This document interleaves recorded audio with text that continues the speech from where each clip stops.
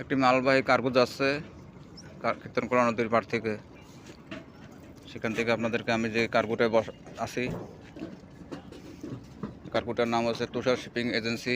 এটা transport enterprise. এটা selection বালি ভরা।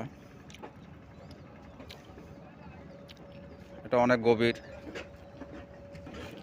এই সমাজের যাদেরকে আমরা অবহেলা করি, অবজ্ঞা করি, ঘৃণা করি, এই সে আমাদের দিনমজুর ভাইরা ট্রলার থেকে ইট খালাস করতেছে, ইট মাথায় নিয়ে এখান থেকে ওখানে দিচ্ছে। আর এরা পরিশ্রম করে বলেই আজকে সমাজের বিত্তবানরা বড় বড় বিল্ডিংয়ে বসবাস করে। ওই ট্রলারও এক ভাই ইট মাথায় নিচ্ছে, আরেক ভাই নেওয়ার জন্য আসছে। এই আমাদের পরিবেশ, এই আমাদের পরিস্থিতি। সকাল থেকে সন্ধ্যা অবধি শীত নেই, গরম নেই, 12 মাস তারা পরিশ্রম করে। বৃষ্টিতে ভেজে রোদে শুকায়।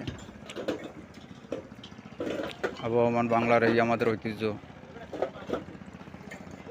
এক ভাই ট্রলার প্লেস করার জন্য বাঁধতেছে, ইট নিয়ে রওনা হচ্ছে। আশা করি আপনাদেরকে ভালো না লাগলেও গরিব মানুষের কষ্টের মূল্য সেটা বুঝতে পারবেন।